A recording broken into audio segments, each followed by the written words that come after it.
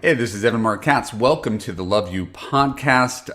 Really excited for today's episode called 5 Ways Anxious and Avoidant People Are Similar. We're really going to get into it today. I did a little bit of research. I don't always do research, so you're in for a treat. I'm going to tell you a good story, also in for a treat, and I just want to let you know that I'm grateful that you're a listener, that you have been enjoying this podcast, and if you are a regular listener and want to spread the love, please follow us on every platform, Spotify, Apple, wherever you get your podcast. Leave us a positive review. I read those reviews and they make a difference in the algorithm in terms of how many people see this dating and relationship podcast. So thank you for your support. And if you have a friend who you think could stand to benefit from this material, make sure you share it with her. People love podcasts and I love doing them. So I want you to also make a note to stick around till the end of today's podcast. They're never terribly long. This is not one of those Joe Rogan type things. So stick around to the end of the podcast and I'm going to be sharing with you my new 5-day challenge. The link to that will be found in my show notes. You could also go to the link www.evanmarkkatz.com/challenge. And it's free and you'll enjoy it and it'll make a difference in your life. And I'll tell you about it at the very end. So today's episode is inspired by a coaching client of mine, someone who is in my Love You course, Love You Live. Her name is Leslie, and she's a lovely human being. And when I try not to give too much identifying information, both to protect her and also, again, just out of kindness. But there's always a lesson to learn from coaching other people. So Leslie shows signs of both anxious and avoidant attachment style. Our definitions, I think, are worth mentioning here. Anxious attachment style, the shorthand, means that you are very anxious about relationships. They're very elusive. They're very scary. You pay attention to the finer things in relationships. Like any little thing he says could set you off because you're so afraid that he's going to disappear, abandon you, reject you. So people who have an anxious attachment style are kind of always on edge about their romantic relationships. They crave security but can never find security. People who are avoidant are on the other side of that spectrum. They're people who claim to want intimacy and commitment, but then do all these unconscious things to avoid intimacy and commitment. And those two personality types make up about 50% of the population, and they're kind of like magnets for each other. The avoidant person chooses the anxious person gets clingy, the avoidant person pulls away. I just almost knocked over my camera. So those are the patterns that we see, and poor Leslie, she's a child of immigrant parents, and those immigrant parents were tough, and they were hardworking, typical immigrant parents, and they instilled something in her that she had to be tough and work hard, and she's been quite successful at that, but they're also very judgmental. They focused on achievement first, and because she has a slight disability, they made her feel really bad about herself. And so she was made to feel less than, even though she is objectively attractive and successful. So she's internalized all of this and has turned into a 50-year-old woman who has never been married. And she's simultaneously fragile and tough. Like an anxious person, she's very afraid of getting hurt by a man. She's very judgmental like her mom. And she has sort of made up a whole bunch of rules to protect her from intimacy like an avoidant person.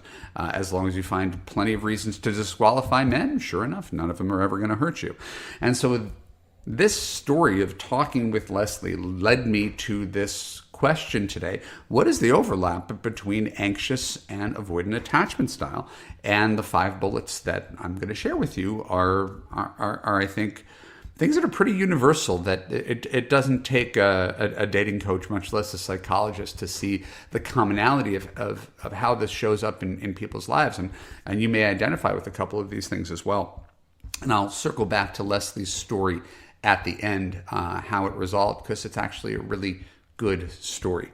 So the first thing that marks the intersection of anxiety and avoidance is, number one, the fear of vulnerability. Anxious individuals might fear abandonment if they're open, right? If I let someone into my life, then I run the risk that that person is going to leave me, while avoidants tend to feel overwhelmed by that level of vulnerability. That's the thing they're trying to protect from, right? The anxious person becoming needy, clingy, etc. And so the avoidant is afraid of the flood of emotions that will come with letting down their guard and being vulnerable. Number two, both anxious and avoidance have a difficulty with trust. And if you've listened to this podcast before, you've heard me say, it's full trust or no trust. That sounds like a pipe dream for anxious and avoidant people through no fault of their own. That's what you grew up around. I grew up with parents who were together for 30 years. And so I had a different view of marriage, and I am a trustworthy and trusting person because of that. And I lead my whole life through a prism of trust. For other people, that's sort of insane. Why? Because they've been hurt so many times.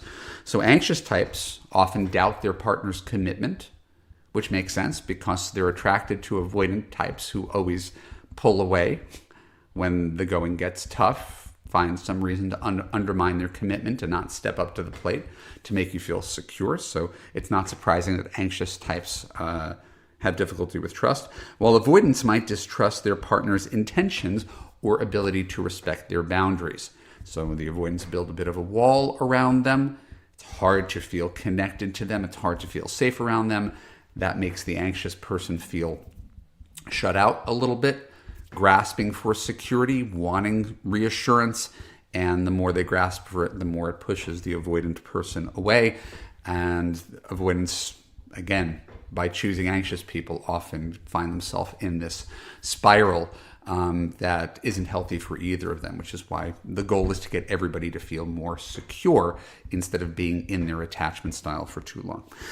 Number three, there are negative core beliefs that anxious and avoidant people associate with love. Anxious individuals often feel unworthy of love for the aforementioned reason. Either the mother or the father was neglectful, or the mother or the father was critical, or the mother or the father literally or virtually abandoned them. Right? So they can never feel secure in relationships. Or avoidants feel like relying on others is dangerous. That's their reaction to their childhood trauma is, people are unsafe. I've got a very close friend who's an avoidant. You wouldn't necessarily know it. He's been married multiple times, but his default, because he comes from a really messed up childhood filled with abuse, alcoholism, divorce, his safe place is being in control of all situations. And he tends to choose women where he has full control over things, and those women tend to be anxious, and those anxious women tend to trigger his avoidant tendencies when they want to get closer or get a ring or take the next step. He tends to get a little wary around that. So their fear, their negative core beliefs is that if you let someone in, that's dangerous, and that level of intimacy you're going to lose your freedom, you're going to lose your autonomy, and you can understand why an avoidant person would be avoidant if that's your belief about relationships. It's not that they bolster you and let you fly, but that they drag you down and they trap you like a ball and chain. If you view relationships that way, it's not terribly surprising you're going to avoid long-term commitment. Number four, there's a preoccupation with relationships, and that again, this works from both sides of the scale. Anxious individuals focus on closeness and reassurance, as we've mentioned, while avoidants focus on maintaining distance and self-sufficiency to manage their discomfort. So my take, you've heard my take before, good relationships should feel fundamentally easy. They are fundamentally easy if you are secure. Right? If you're a secure person who marries a secure person, now there's no second guessing. Right? If your partner goes dark for 5 hours, you're not thinking they're going to break up with them. They're going to break up with you. If you spend a whole weekend with the person and there's a disagreement, you don't think, oh my God, that's the end of the relationship. It's just a disagreement. So the bumps in the road aren't so great, where the bumps in the road tend to throw people who are anxious and avoidant for bigger loops due to their essentially pre-existing conditions. And so both parties have a preoccupation with relationships as scary things that need to be managed rather than a very baseline of normal.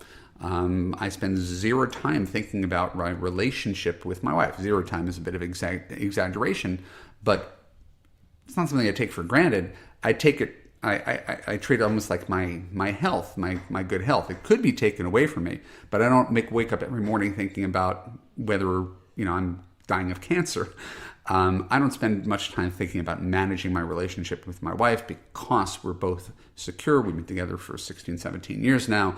And there's not a real preoccupation with our relationship. There's forces outside of our life that we spend a lot of time on, but never really on our relationship. But for people who are used to bad relationships, they become scary things to manage, which makes sense. And if relationships are big and scary and unwieldy and hard to manage and always lead in heartbreak and disappointment, there's a logic as to why people tend to shy from them, especially if they're drawn to choosing people who are not secure. Finally, number 5, the commonality between anxious and avoidant people is emotional dysregulation. Anxious individuals may experience heightened emotional reactivity. We call that protest behavior. Guy does something to disappoint you. You kind of throw down, threaten to leave, say this is it, issue an ultimatum, make him beg you back, make him promise, right? I'm not saying that happens every individual, every situation, but protest behavior is a very common thing for anxious people because they need reassurance that everything's okay.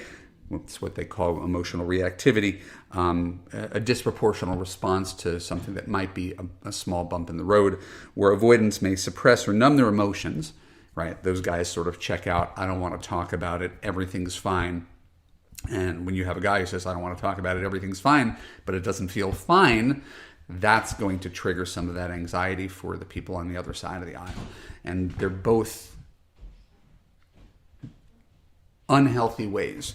Even though they're very common, they're unhealthy ways to have a relationship. There's a way to have these relationship discussions that don't spiral things, don't continue this cycle of insanity that we see in a lot of relationships. So when we talk about this cycle of insanity, story about Leslie, I'm going to bring it home. She exhibits the classic fears that we talked about, the fear of vulnerability, the fear of trust, the negative core beliefs about herself within a relationship. And this is the very stuff we've been working on in our first 3 months of coaching. Surprise, surprise, it works. Swear to God, I love this story. Leslie finds a guy who, over the course of a month, has made every effort to be her boyfriend. He likes her. He doesn't mind that she's got a disability. She doesn't mind that she's got scars. He's doing everything you want a boyfriend to do. He calls and he plans and he pays and he follows up and he makes his intentions known. So guy's doing everything right. And right before the holiday break, I remember being on a group coaching call in Love You Live with Leslie, and she's catching me up on her story. It was her post-Thanksgiving story, pre-Christmas story. And she said that her guy wanted to hang out with her for Christmas. And she said no because she was sick.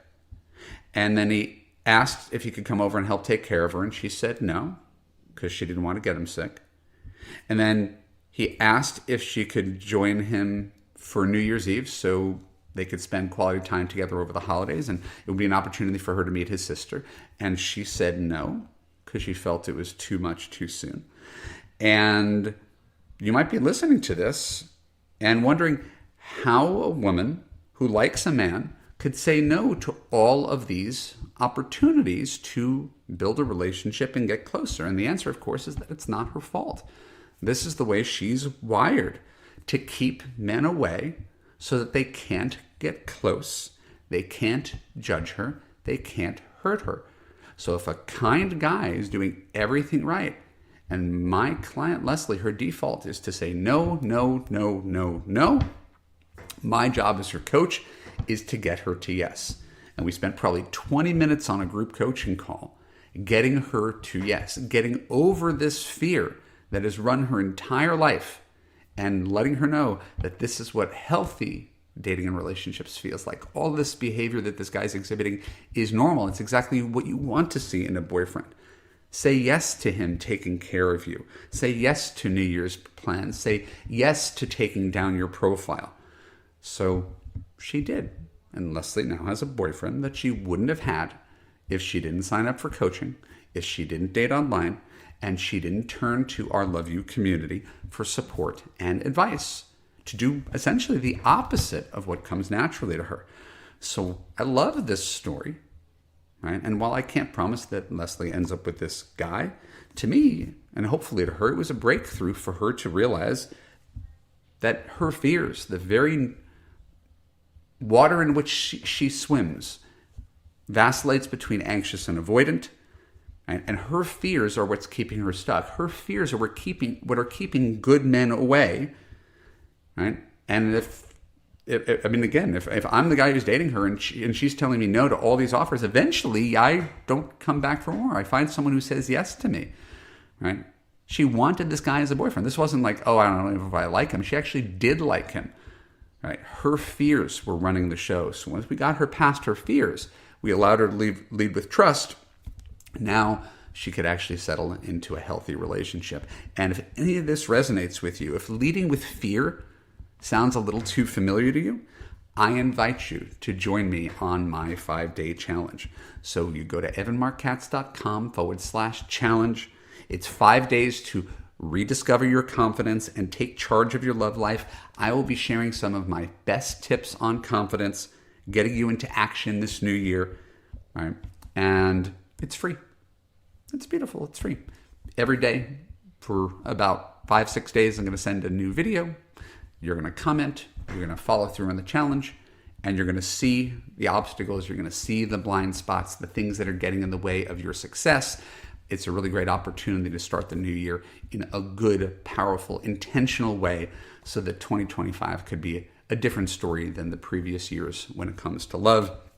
And if you don't need a 5-day challenge for free, and you really just want to talk to me about how you can get what Leslie got, go to evanmarckatz.com/now, book a discovery call with me. We'll spend a half hour to an hour on the phone figuring out what your deal is, why you're here, what's not working in your love life, and figure out the coaching package that works for you. I love you. I appreciate you. I welcome you back to this new year. I thank you for listening to the Love You podcast. I encourage you to subscribe on Spotify and Apple and leave us a positive review. But most importantly, if you take one thing away, go to evanmarckatz.com/challenge, put in your name, put in your email address, and I'm going to give you some free advice outside of the context of this podcast that's really going to empower you to get over these fears that tend to run most of our lives. Thanks a lot. I'll talk to you soon. Bye-bye.